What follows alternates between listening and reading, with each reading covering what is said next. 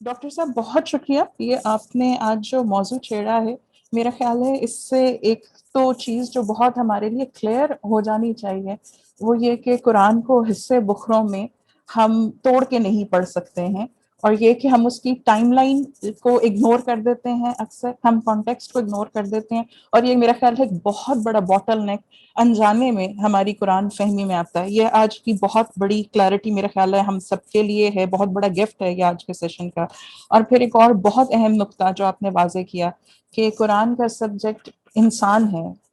ہم خود کو اگر ایز سبجیکٹ سمجھنے کی کوشش کریں گے اس کتاب سے، جو قوانین کا ہم نے صرف ایک مرکہ بنا دیا ہوا ہے، یہ کتاب قوانین نہیں ہے محض، یہ اس سے بہت بڑھ کر چیز ہے، اور یہ اخلاق کا، دین کا نصاب ہے. یہ بہت بہت میرا خیال ہے آج کا بہت امپورٹنٹ ٹیک اوے ہے. اور اگر ہم اس کو آج 50% بھی انٹرنلائز کر لیتے ہیں تو میرا خیال ہے ہمارا قرآن کے ساتھ تعلق، رشتہ بہت بہتر سنور سکتا ہے. یہاں پہ ہمارے پاس سوال آیا ہوا ہے، فرح اختر صاحبہ نے کافی دیر سے ہاتھ کھڑا کیا ہوا ہے. جی فرح، آپ سوال کرنا چاہیں گی؟ آپ کا مائک میوٹ ہے، اگر آپ مائک کھول لیجیے اور پلیز اپنا سوال کر لیجیے. شکریہ، بہت شکریہ پروفیسر صاحب لینا آپ کا. میرے دو سوال ہیں، میں ایک چھوٹے والا پہلے پوچھ لیتی ہوں، اگر مناسب ہوا تو اجازت کے ساتھ دوسرا بھی پوچھ لوں گی. مختصراً اس ویو پوائنٹ کے حساب سے کیا جو ٹریڈیشنل تفسیر کیٹیگریز جو بنتی ہیں، ٹریڈیشنل کہہ رہی ہوں بٹ آئی تھنک وہ ڈیبیٹڈ بھی ہیں، تفسیر بالمعثور اور تفسیر بالرائے پہ کیا فرق پڑتا ہے؟ کہ یہ فضل الرحمان کے ہاں کیا یہ کیٹیگریز رہتی ہیں، قائم رہتی ہیں اس مطلب تھیمیٹک ریڈنگ کے ساتھ یا نہیں؟ جی ان کیٹیگریز کا استعمال تو رہتا ہے، جیسے ان کی فرسٹ موومنٹ ہے واپس اس کانٹیکسٹ کی طرف لوٹنا. تو یوں کہہ لیں کہ ہمارے تفسیر بالمعثور کی جو پوری کی پوری روایت ہے، اور تفسیر بالمعثور کے حوالے سے جو ہمارے ہاں جیسے ابن کثیر کے ہاں کہ کسی آیت کی تفسیر کرتے ہوئے ساتھ اس کی شان نزول یا سبب نزول اس حوالے سے بھی وہ ڈیٹیلز اس کی دیتے ہیں. تو یہ دونوں چیزیں ہی کہ اسباب نزول کا جو خیال رکھنا اور تفسیر بالمعثور کا اس حوالے سے اس کو بھی دیکھنا، ان چیزوں کو دیکھنا تو ان کے ہاں موجود ہے، اور اس کا استعمال بھی موجود ہے. ان جزیات سے وہ کلیات کی طرف جاتے ہوئے اور ایک ہولسٹک انڈرسٹینڈنگ حاصل کرتے ہوئے اس تفسیر بالمعثور کے اندر موجود چیزوں کو اور ان باتوں کو اس کا استعمال تو وہ بھی اس کے قائل تو ہے، لیکن اس کی بنیاد پہ ہی پوری کی پوری انڈرسٹینڈنگ آف دا قرآن پیدا کر لینا، اور صرف اسی کو ہی انڈرسٹینڈنگ آف قرآن سمجھ لینا، اور اس کی یہ سیکنڈ موومنٹ ہے اس کو نظر انداز کرنا، یا اس سینٹرلٹی آف ایتھیکل ڈائمینشن کے بغیر اگر ان ایٹامسٹک انداز میں وہ پوری کی پوری تفسیر بالمعثور جو ہمارے پاس اس کا ایک جو کارپس موجود ہے، تو اس کو ہی صرف حتمی طور کے اوپر صرف اسی پر ڈیپینڈ کرنا، اس کو وہ کافی نہیں سمجھ رہے. وہ تو اس کے گیپس کو تلاش کر رہے ہیں اور ان گیپس کی نشاندہی بھی کر رہے ہیں، اور ان گیپس کی وجہ سے ہمارے انسٹیٹیوشنل ڈیولپمنٹ جو ہماری ٹریڈیشن کے اندر ہوئی، اس کے اندر جو فلاز ان کے خیال میں رہ گئے وہ ان کو بھی بتا رہے ہیں، اور ان کو ریکور کرنے کی جو بات کر رہے ہیں وہ بھی سامنے لے کر آ رہے ہیں. تو یہ سارا جو تفسیر کی کوششیں ہوئیں، تفسیر بالمعثور کی روایت ہے، تفسیر بالرائے محمود کی جو ہمارے ہاں روایت موجود ہے، تو یہ ساری کی ساری کیٹیگریز کی ایک یوٹیلیٹی تو ایک افادیت تو بہرحال اپنے طور پر موجود ہے، لیکن ان کا یہ خیال ہے کہ آگے جب مفسرین کی وہ انڈرسٹینڈنگ سے پھر فقہا کی جو انڈرسٹینڈنگ تھی وہ پھر انہوں نے بالکل ہی اور گراؤنڈز کے اوپر وہ کام کیا، اور پھر بالکل اور ہی رخ میں چلے گئے ان کے خیال کے مطابق. یہ جو ایک چیز ہے تو یہ بھی ایک ایشو ہے ان کی نظر میں. فرحہ، آپ کا سوال آنسر ہو گیا ہے؟ ہاں جی، دوسرا کوسچن بھی اگر آپ کر لیں تو. اچھا اگر اجازت ہو تو ضرور. جی بالکل. سو پروفیسر صاحب، ادھر ویسٹرن اکیڈیمیا میں پچھلے کوئی 5 سالوں میں، زیادہ تر یا 10 سالوں میں 2-3 چیزیں نظر میں آئی ہیں. ایک تو یہ چیز کہ انہوں نے یہ ہائی لائٹ ہوا ہے یہ بات کہ کیونکہ اکثر تفاسیر ہماری نظر میں نہیں آئیں کیونکہ وہ پرنٹ میں نہیں آئیں، تو جیسے تبری کی تفسیر جو ہے بہت مشہور اس لیے کیونکہ اس کے انسٹیٹیوشنل ایک گورنمنٹ، ایک سعودی گورنمنٹ یا سلفی موومنٹس کی ایک بہت بڑی ایک موومنٹس تھی ان کو پرنٹ میں رکھنے کے لیے اور پرنٹ میں لانے کے لیے. اور تفسیر بالمعصور کی بھی کیٹیگری یا تفسیر بالرائے کی بھی کیٹیگری اسی بنتی ہے کہ جو انہوں نے انکلوڈ کرنی تھی اپنے ایجنڈا میں اس کو انہوں نے معصور قرار دے دیا، جو ان کے نظر میں ان کے آئیڈیا سے باہر نکل رہی ہے اس کو انہوں نے ایک رائے کے ٹائٹل میں قرار دے دیا. تو پچھلے کچھ سالوں میں جب مینوسکرپٹس جو ہیں وہ ان کی کریٹیکل ایڈیشنز جب آئے ہیں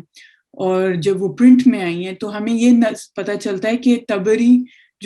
کی تفسیر جو تھی وہ سینٹرلی تھی کلاسیکل ٹریڈیشن کے لیے، کہ الثعلبی جو نشاپور کے تھے، کشیری، ان کی پراپر جب تفسیر سامنے آئی تو یہ بھی نظر آتا ہے کہ سنی مین سٹریم سنی تفاسیر میں یہ جو آپ نے نقطہ پیش کیا کہ انسان جو ہے وہ سینٹر بنتا ہے، جس میں سوشل ہسٹری کو کانٹیکس میں رکھتے ہوئے ان مفسرین نے قرآن کی تفسیر کی. اور صوفیاء کے ہاں اس میں ادب کا بھی رول آتا ہے کہ جو اس زمانے کے لوگ جو ادب سے تعلیم حاصل یعنی معلومات رکھتے تھے، ان کا جو نظریہ تھا تفسیر کا یا ان کا جو معنی تھا تفسیر سے وہ اسے انفلوئنس بہت ہوا. تو اس پوائنٹ میں انہوں نے آج کل یہ ڈیبیٹ چل رہی ہے کہ یہ جو کیٹیگریز بنی ہوئی ہیں ان کو آپ توڑ کے یا ری ڈیفائن کریں کہ ایک انسائکلوپیڈک انٹریز ہیں جس میں آپ مختلف معنی جو پچھلے سارے مفسرین نے لکھے ہوئیں گے آپ نے ان کو ایک لسٹ کیا. ایک مدرسہ سٹائل ہے جس میں آپ نے ایک اسپیسیفک ایشو کو لیا، جیسے زمخشری کی اس کو مدرسہ سٹائل لیتے ہیں. تو اس حوالے سے میں یہ جاننا چاہوں گی کہ کیا ڈاکٹر فضل الرحمان کی بھی ریسرچ کیا اس سے انفلوئنس ہوئی کہ جو چیز پرنٹ میں تھی انہوں نے اس سے یہ ایشو اٹھایا کہ بھئی جو لیگل انسٹیٹیوشنلائزیشن ہم اس کو ایک طرح سے سلفی موومنٹ کے ہاں بھی دیکھ سکتے ہیں کہ وہاں سے انفلوئنس ہو رہی ہے، گورنمنٹ سے انفلوئنس ہو رہی ہے. تو جیسے چیزیں پرنٹ میں ہمارے سامنے زیادہ آ رہی ہیں تو اسے ایک طرح سے ہمارا ویو کہ کلاسیکل تفسیر کیا تھی وہ بھی بدل رہا ہے اور تبری سے فوکس ہٹ رہا ہے دوسرے فگرز کی طرف جنہوں نے انسان کو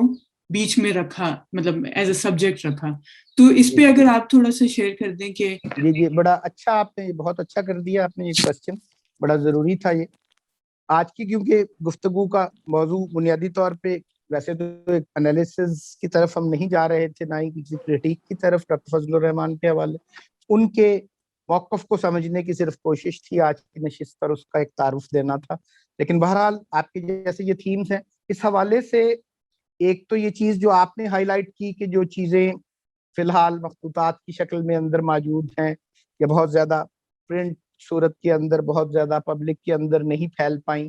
تو اس کو انٹینشنلی کچھ چیزوں کو پھیلایا بھی گیا، کچھ کو نہ پھیلایا گیا. تو کیا ڈاکٹر فضل الرحمان کا موقف جو ہے صرف وہ سلفی موومنٹ سے پیدا ہونے والی جو ہمارے سامنے ایک چیزیں آ رہی ہیں ان کا یہ تجزیہ کیا صرف اس کی بنیاد پہ ہے، بلکہ کچھ لوگوں نے اس پہ باقاعدہ تحقیق بھی کی اور یہ اسٹیبلش کرنے کی کوشش بھی کی کہ یہی بات جس کا آپ نے احتمال اور جس کے خدشے کا اظہار کیا کہ ڈاکٹر فضل الرحمان نے شاید ان فقہی کوششوں کو اور ان تفاسیر کو اس حد تک کیا دیکھا کہ نہیں دیکھا اس حوالے سے، بلکہ ایک کوشش کسی نے اس قسم کا ریسرچ پیپر بھی اس پہ کسی دور میں لکھا گیا کہ ڈاکٹر صاحب کا جو کلیکشن تھی اپنی جو انہوں نے وقف کی اور غالباً نقیب الطاس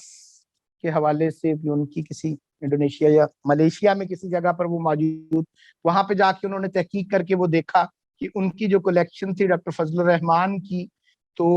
اس کلیکشن کے اندر کون کون سی کتابیں موجود ہیں، اور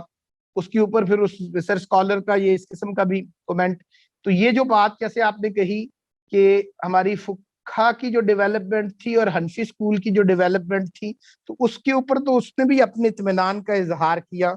کہ وہ جو فقہ کی کتب تھیں یا فقہی ڈیولپمنٹ کے حوالے سے حنفی مسلک سے ریلیٹڈ یا دوسرے اہل سنت کے جو مسالک ہیں ان سے ریلیٹڈ بھی ان کا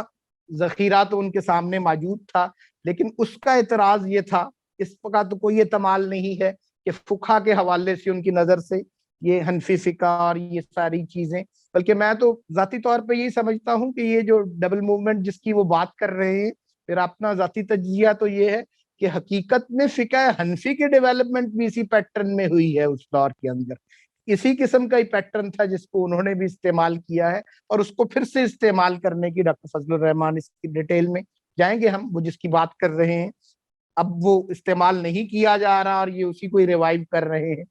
لیکن دوسری بات جو کہ کیا مفسرین کے کام کے اندر بھی ان کی اپروچ سلیکٹیو تھی، یا ان کی نظر سے بھی کیا یہ پبلشڈ میٹیریل اور یہ جو پولیٹیکلی پبلشڈ میٹیریل ہوتا ہے کیا صرف وہی گزرا؟ اس ریسرچ اسکالر کی اس پہ ایک تنقید موجود تھی کہ تفسیر بالمعصور، یا یوں کہہ لیں کہ ہمارے متقدمین کا جو تفسیری کام ہے وہ ڈاکٹر فضل الرحمان کی نظر سے شاید نہیں گزرا تھا، کیونکہ ان کے مطالعے میں جو کتابیں تھیں اور جو دستاویزات تھیں جو دیکھی، ان کا خیال تھا کہ اس میں شاطبی کے کچھ صفحات کے علاوہ انہیں کچھ چیزیں اس حوالے سے نہیں ملی۔ لیکن بہرحال یہ کوئی بنیاد نہیں ہے کہ ان کی اس کلیکشن میں انہیں کچھ چیزیں نہیں ملی۔ تو ڈاکٹر فضل الرحمان کو میں بھی پڑھتا رہا ایک دور میں، اوراقات میں بھی پڑھا، آج ان پہ گفتگو بھی ہم کر رہے ہیں، لیکن میرے گھر سے یا میری کسی لائبریری سے اس حوالے سے ان کی کوئی کتاب نہیں ہوتی میرے پاس، تو وہ نہ ہونا اس بات کی دلیل نہیں ہوتا آپ کی لائبریری میں یا آپ کی کسی کلیکشن میں اس کا مس ہونا یا نہ پایا جانا کہ آپ نے اس کا مطالعہ نہیں کیا ہوا تھا۔ تو یہ ایک چیز اس قسم کی تحقیق پہ تو یہ تھا۔ لیکن یہ دوسرا خدشہ کہ صرف ایک آئیڈیا کے طور پر کہ کیا واقعی ان کی نظر میں، اس کی میں نے آغاز میں موضوع کی طرف گفتگو کرتے ہوئے ان کی تعارفی گفتگو سے نکلنے کے بعد ان کی تعارفی گفتگو کی ایک تو باتیں آپ کے سامنے رکھی تھی کہ دارالعلوم دیوبند کے پڑھے ہوئے تھے ان کے والد محترم، اور خود لاہور کے اندر چبرجی کے قریب ہی ایک مسجد میں خطابت بھی کرتے رہے، اور درس نظامی کی ساری کتب جو تھیں اور مزید بھی کچھ اس کے علاوہ جو متقدمین کا کام تھا وہ اپنے والد صاحب سے بھی ان کے پڑھنے کی ایویڈنسز موجود ہیں۔ اور درس نظامی کے نظام کے اندر بھی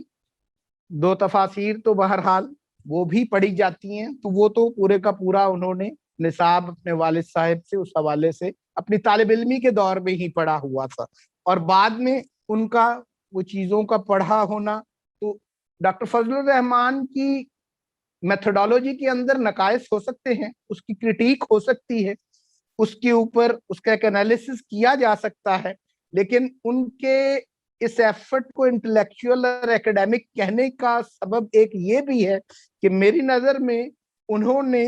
اسلامی روایت کا کافی سارا متعلقہ لٹریچر جو تھا وہ بھی ان کی نظر سے گزرا ہے، نہ صرف وہ بلکہ ہرمینیوٹکس کے اوپر 80s کے دور تک، ان کی حیات تک، آخر تک جو ٹیکسٹ ریڈنگ کے اصولوں کے حوالے سے یا ہرمینیوٹکس کے حوالے سے گڈیمر کا یا بیٹی کا اس قسم کے کام بھی ان کی نظر سے گزرے ہوئے تھے، اور ان کی کتابوں سے بھی اندازہ ہوتا ہے، ان کے ریفرنسز سے، ان کے حوالوں سے بھی، کہ جدید دور کے اندر جو علوم ہیں ان کی بھی ایک انڈرسٹینڈنگ بہرحال ان کی تھی، اور روایتی علوم کے اندر بھی ان کی ایک انڈرسٹینڈنگ موجود تھی، اور ان کی اس ٹریڈیشن کو کچھ لوگوں نے آگے بھی بڑھایا، اور جن لوگوں نے آگے بڑھایا انہوں نے بھی ایک بہت ڈیٹیل ان حوالہ جات کی یا ان متقدمین کے کاموں کی یا ان تفسیر بالمعصور کے کاموں کی، بلکہ انہی کی مدد سے ہی انہوں نے اپنی میتھڈالوجیز اخذ کی ہوئی ہیں۔ یہ ایک بات تھی اس حوالے سے جو میری اپنی ان کے حوالے سے ایک سٹڈی ہے، اور ان کا جو مطالعہ اس حوالے سے میری نظر سے جو چیزیں گزری، تو اسی وجہ سے میں ان کی اشارتاً تو یہی چیز،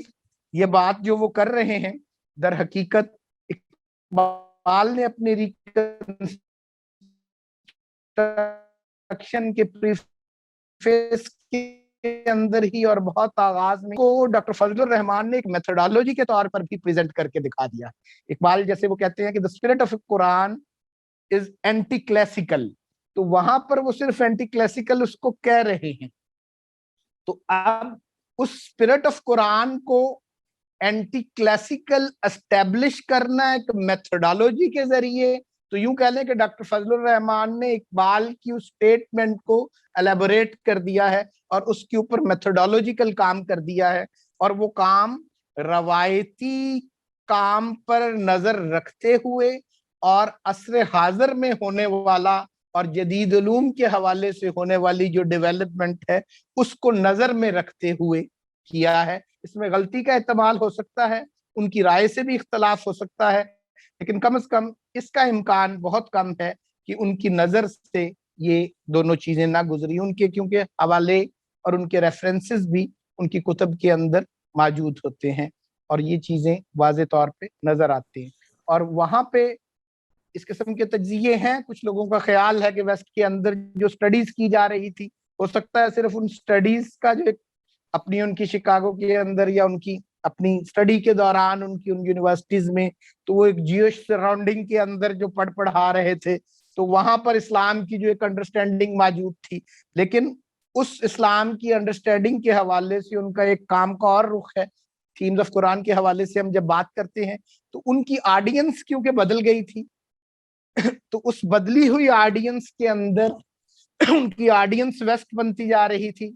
مسلم کنٹریز سے جانے کے بعد. اس بدلتی ہوئی آڈینس کے اندر کیونکہ مطالعہ ان مستشرقین کے کاموں کا, ان اورینٹلسٹ کے کاموں کا, وہ اس دور کے اندر موجود جو کام اہم نظر آ رہے تھے, تو ان کی ایک کرٹیک انہوں نے تھیمز آف قرآن میں شروع میں لکھی ہے. تو ایک طرف تو ڈی کی ایک کرٹیکل ایویلیویشن کی طرف بھی وہ جا رہے ہیں, ایک طرف اپنے کنٹمپریری اورینٹلسٹ کا اسلام کے حوالے سے جو اعتراضات ہیں یا ان کی ہرمینیوٹکس ہے یا ان کا قرآن کے مطالعے کیا یا انٹرپریٹیشن کا جو پیٹرن ہے اس کی بھی ایک بڑی ڈیٹیل کرٹیک ان کے ہاں موجود ہے. تو ان کے کام کو میں اس حوالے سے ہی ایکیڈیمک سمجھتا ہوں کہ انہوں نے کم از کم ایک اچھا لٹریچر ریویو کیا ہے, جو متقدمین کے کام کا بھی اور اپنے معاصرین کے کام کا بھی اور اپنے کنٹمپریریز یا یہ سارا ماڈرن جو ڈیولپمنٹس تھی اس حوالے سے بھی. تو ایک اچھا لٹریچر ریویو یقیناً ایک بنیاد ہوتا ہے کسی اچھے ایکیڈیمک کام کی. اس کو تھیورائز بھی کیا ہے اس کی بنیاد پہ چیزوں کو انہوں نے, لیکن ان کی تھیورائزیشن جو ہے اس میں بھی جو ہمارے متقدمین ہیں ان کے کام کے اثرات موجود ہیں میری نظر میں. جیسے میں نے کہا ان کے اپنے یہ پورے کام کی جو بنیاد ہے وہ بھی امام شاطبی سے اخذ کی ہوئی ہے, اور ایسی بات نہیں ہے, اور اس کا انہوں نے ایک جگہ پہ ایک ہلکا سا ریفرنس بھی دیا ساتھ, ایسا نہیں کہ انہوں نے کوٹ کیے بغیر اس کو اخذ کیا وہاں سے. تو یہ ایک اچھے اسکالر کی نشاندہی ہے کہ انہوں نے اس انداز میں کام کیا. یہ ماشاءاللہ بہت ہولسم آپ نے جواب دیا, ماشاءاللہ میرا خیال ہے اس سے بہت کلیئر ہو گئی ہوگی بات فرا کے لیے. ہمارے پاس سید عباس صاحب کا سوال ہے اور اس کے بعد 2 کوسچنز ہمارے پاس آن لائن بھی آئے ہوئے ہیں. تو آپ سید عباس صاحب آپ پلیز اپنا سوال پیش کیجیے اور اس کے بعد پھر ہم آن لائن کوسچنز کی طرف جائیں گے. ڈاکٹر صاحب بہت شکریہ آپ کے ساتھ کا, آپ کے تعاون کا, ماشاءاللہ آپ کے لیے. جی عباس صاحب. جی السلام علیکم. وعلیکم السلام. ڈاکٹر صاحب میں نے یہ پوچھنا تھا, تھوڑی مجھے کلیئرٹی چاہیے تھی کہ یہ جو پرنسپل تھیمز جن کی ڈاکٹر فضل الرحمان بات کر رہے ہیں, اب ظاہر بات ہے یہ پرنسپل تھیمز, یہ the themes themselves یہ تو کانٹیکسٹ انڈیپینڈنٹ ہوتی ہیں نا. پھر جب کانٹیکسٹ بدلتے ہیں تو ان کا اظہار, ان کی مینیفیسٹیشن بدلتی رہتی. مطلب وہی وہ جو 2-step پروسیس ہے کہ پہلے آپ پرٹیکولر سے پرنسپل تھیمز نکالیں اور پھر ان پرنسپل تھیمز کو مختلف کانٹیکسٹ کے اندر اپلائی کریں. اچھا, لیکن یہ جو پرنسپل تھیمز ہیں, یہ پلیز کریکٹ می اگر میں آپ کی بات کو صحیح سمجھاؤں یا نہیں, کہ آپ یہ کہہ رہے ہیں کہ ڈاکٹر فضل الرحمان کے مطابق یہ پرنسپل تھیمز جو ہیں یہ ایتھکس سینٹرڈ ہیں قرآن کی. جی اچھا, تو اس کا مطلب پھر میرا اگلا سوال یہ ہے, تو ان کی یہ جو اپروچ ہے ڈاکٹر فضل الرحمان کی, یہ کیا صرف سوشل ایشوز کو ایڈریس کرنے کے لیے ہے یا ہر قسم کے ایشو کو ایڈریس کرنے کے لیے ہے؟ کیونکہ دیکھیں نا اگر انسان کی رہنمائی کے لیے قرآن آیا ہے جیسے آپ نے فرمایا تو انسان کے اندر صرف ایتھیکل ایسپیکٹ تو نہیں ہے نا. مطلب اگر ویسے تو بڑا مشہور بات ہے انسان میں 3 ایسپیکٹس ہیں نا. مطلب ایک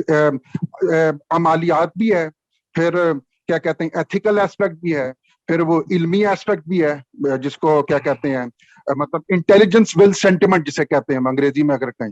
تو وہ قرآن نے صرف ایتھیکل ایسپیکٹ پہ تو ٹارگیٹ نہیں کر سکتا نا, وہ تو جو تینوں ایسپیکٹ ہیں انسان کے اس کو ایڈریس کرے گا نا قرآن. تو اگر یہ کہنا کہ پرنسپل تھیمز قرآن کی ایتھکس سینٹرڈ ہیں, یہ بات تھوڑی انکمپلیٹ نہیں لگتی ویسے؟ بہت شکریہ عباس صاحب, یہ آپ کا سوال نوٹ کر لیا. آپ کا ڈاکٹر بڑا صاحب اچھا دیتے ہیں کوشچن ہے.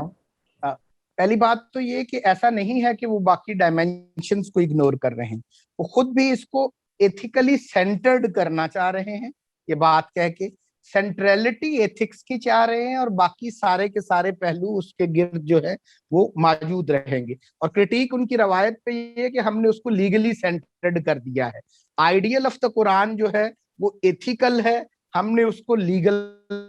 بنا دیا ہے. یہ ایک ریورس میں ہم نے اپنی روایت کے اندر جو کیا. ایتھیکل سینٹریلٹی کا ہم ان کی کرٹیک کے حوالے سے جیسے ہم نے کہا کوئی سیشن کسی وقت اس حوالے سے بھی دیکھیں گے کہ یہی بات بنیادی طور پہ جو آپ نے نشاندہی کی کہ اور ڈائمینشنز ہیں جس کو آپ نے اپنے الفاظ میں جب کہا اس ول کی بات کی اور چیزوں کی بات کر رہے ہیں, تو در حقیقت تو یہ بات درست ہے آپ کی اس حد تک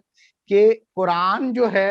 ہمارا موضوع بھی کیونکہ اور ڈاکٹر فضل الرحمان کی جو میتھڈالوجی کے حوالے سے بھی ان کا یہ والا جو موضوع ہے اس میں ایک اہم پہلو جو ہے ہمارے آج کے موضوع کی نوعیت یہ تھی کہ تفہیم کے اوپر ہم بات کر رہے تھے قرآن کی تفہیم کے حوالے سے. تو یہ تو ایک حقیقت ہے کہ قرآن سے محض تفہیم ہی نہیں, انسان کو قرآن کے ساتھ ساتھ تاثیر بھی ملتی ہے, تاثیر کے ساتھ ساتھ برکات بھی ملتی ہیں. تو یہ نو ڈاؤٹ اور بھی چیزیں ہیں اس حوالے سے بھی کہ جس رخ سے دیکھا جا سکتا ہے. لیکن ڈاکٹر فضل الرحمان کا جو سوشل جسٹس کی اہم ایک چیز وہ قرار کر رہے ہیں کہ آئیڈیل جو ہے وہ ایتھکس رہے اس میں, لیکن اس ایتھیکل آئیڈیل کی بنیاد کے اوپر ایک انسٹیٹیوشنل ڈیولپمنٹ ہر ڈسپلن کے اندر. تو وہ اس بات کے قائل ہیں, وہ بلکہ لیجسلیشن بھی ایتھیکل گراؤنڈز کے اوپر آگے بڑھنی چاہیے, ان کا تو موقف یہ ہے. تو لیگیلٹی کو بھی ایتھکس کے اوپر گراؤنڈ کرنا کی کوشش کرنا, وہ تو اس طرف لے کر جا رہے ہیں. تو کوئی بھی انسانی زندگی کا جو پہلو ہے ہیومن سینٹرلٹی کی جب وہ بات کر رہے ہیں قرآن کے اندر کہ وہ کمانڈ ہے انسان کے لیے,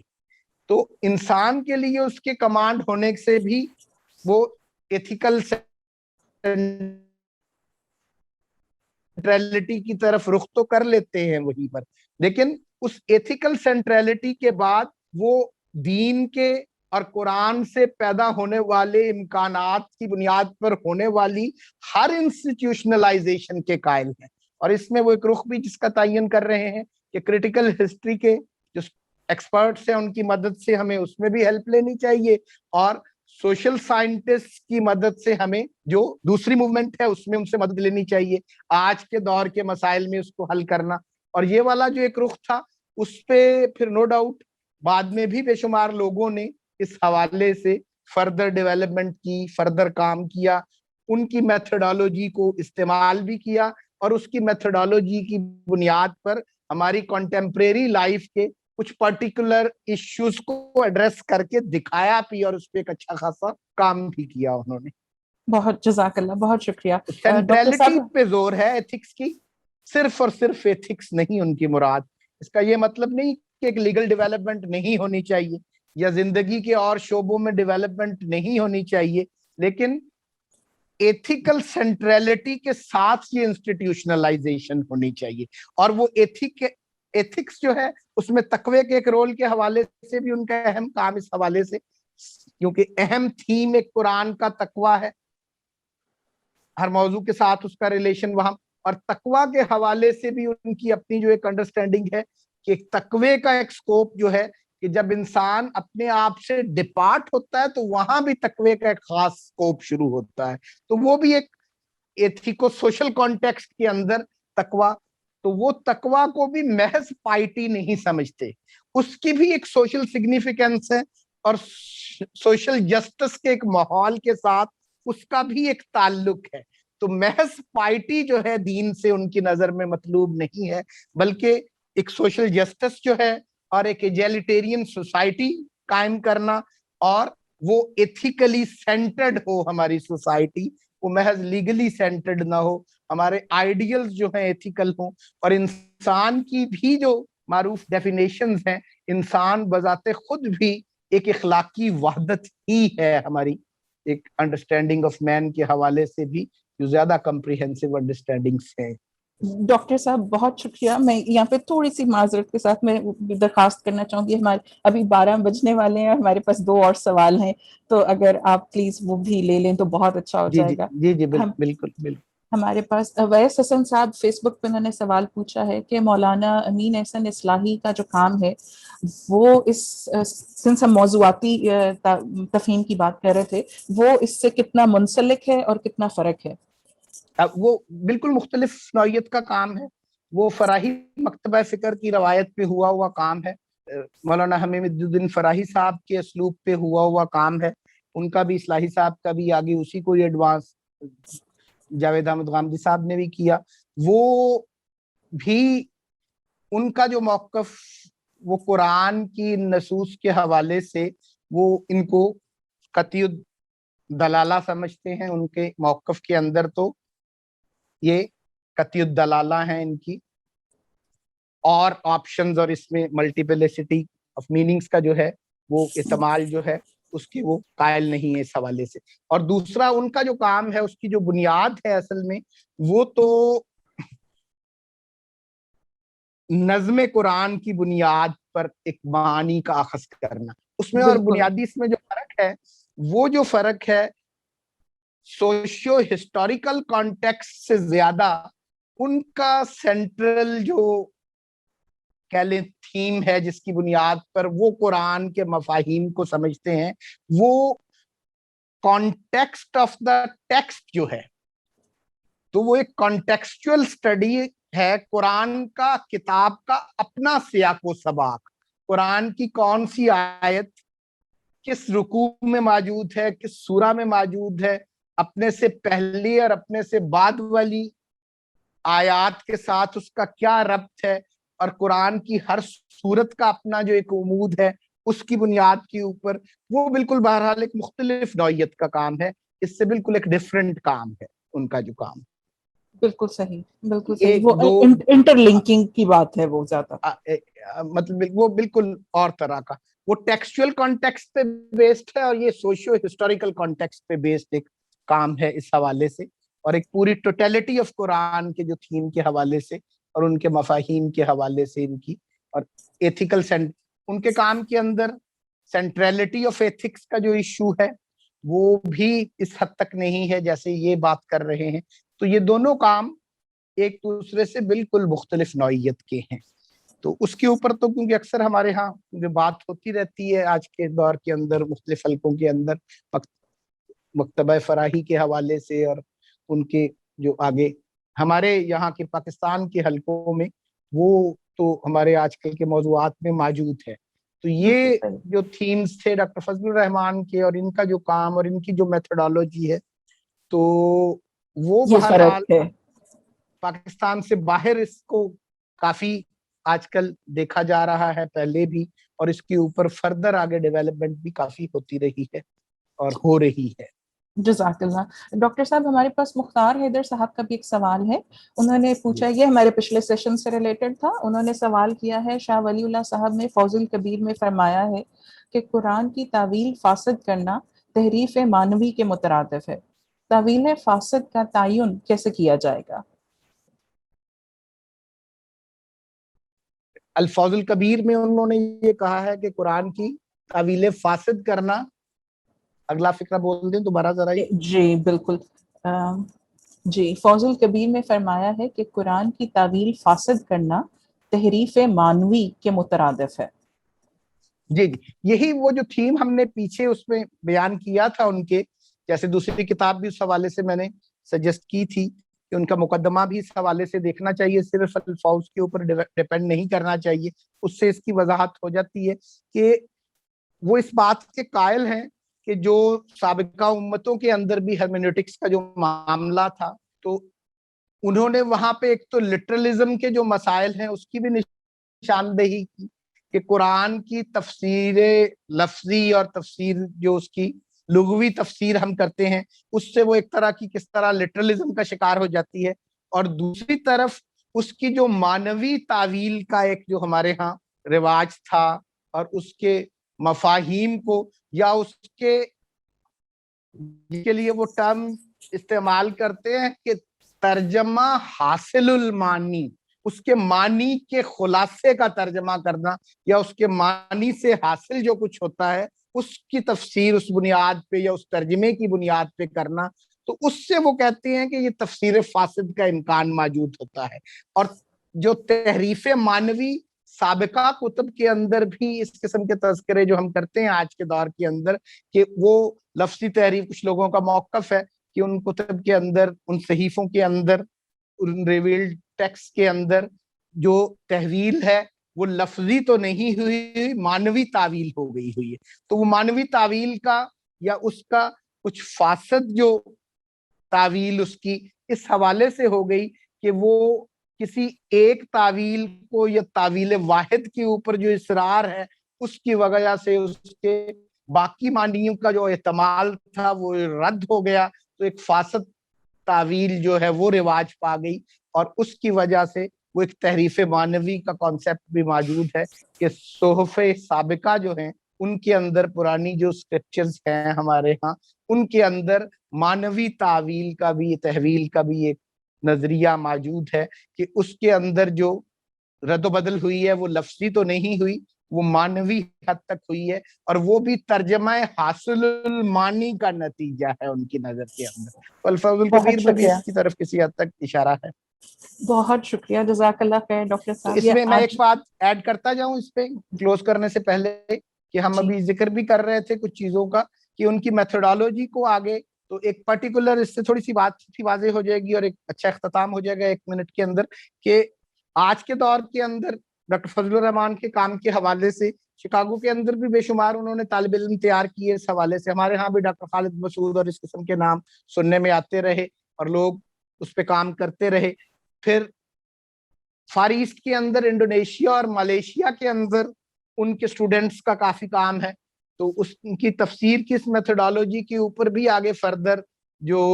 وہاں پر کافی کام ہوا، اور اس کی بنیاد پر بھی ایک کلچرل اسلام کی اپنی موومنٹ بھی پیدا ہوئی ان کی بنیاد پر. اور پرٹیکولر ایشو کے اوپر فیمنزم کے حوالے سے، خصوصاً آج کے دور میں جو عورت کے حقوق کے حوالے سے اور عورت کے حوالے سے جو ہماری موومنٹ تھی، حقوق نسواں کے حوالے سے بھی، اور ایک فیمنسٹ موومنٹ جو ہمارے ہاں تھی، تو اس کا بھی جو کام ہے یا ان کی بھی جو کرٹیک ہے ٹریڈیشن کے اوپر، یا انہوں نے عصر حاضر میں ان مسائل کو پھر سے دین کے فہم سے، اسلامک فیمنزم کی ہمارے ہاں جو ایک پوری ایک ڈیولپمنٹ ہوئی 80s کے اندر، 70s کے اندر، 90s کے اندر، تو انہوں نے اپنی میتھڈالوجی جو تفسیر کے حوالے سے اور انڈرسٹینڈنگ آف قرآن کے حوالے سے ڈیولپ کی، تو اس کے اوپر بھی ڈاکٹر فضل الرحمان ہی کے اثرات ہیں کافی حد تک. آمنہ ودود کا اپنا کام جو ہے، قرآن جو ہے، اور اس طرح آسما برلاس کا کام جو ہے، اسلامک فیمنزم کی جو ڈیولپمنٹ ہوئی ہے، تو انہوں نے بھی اس میتھڈالوجی کی بنیاد پر ہی اپنی میتھڈالوجی وضع کی، اور انہی گائیڈ لائنز کی بنیاد پر ان کے بھی فکر کے اوپر تو اعتراضات کر سکتے ہیں، انہوں نے بھی ایک میتھڈالوجیکل کام کیا ہے، اور روایت کی انڈرسٹینڈنگ انہوں نے بھی وضع کیا ہے، اور اس کی ایک کریٹیکل اسٹڈی انہوں نے بھی کی ہے، اور قرآن کی انڈرسٹینڈنگ کا studying Quran from women's perspective, یہ والی جو کوششیں بھی ان کی ہیں، ری ریڈنگ قرآن کا جو ان کا کانسیپٹ ہے، اور یہ ساری کی ساری موومنٹ بھی در حقیقت ڈاکٹر فضل الرحمان کی اس میتھڈالوجی کی بنیاد پہ ہی فردر ڈیولپ ہوئی ہے اور ایک پوری میتھڈالوجی کے طور پر اور اس کی بنیاد پر بھی پوری انڈرسٹینڈنگ اس کی ڈیولپ ہوئی ہے.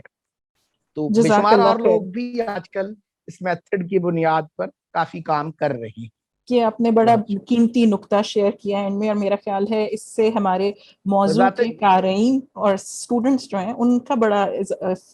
اس سے فائدہ ہوگا. اس پہ بھی بلکہ میرے خیال میں مستقبل میں کسی وقت اس پہ بھی کام ہونا چاہیے کہ اسلامک فیمنسٹ کا جو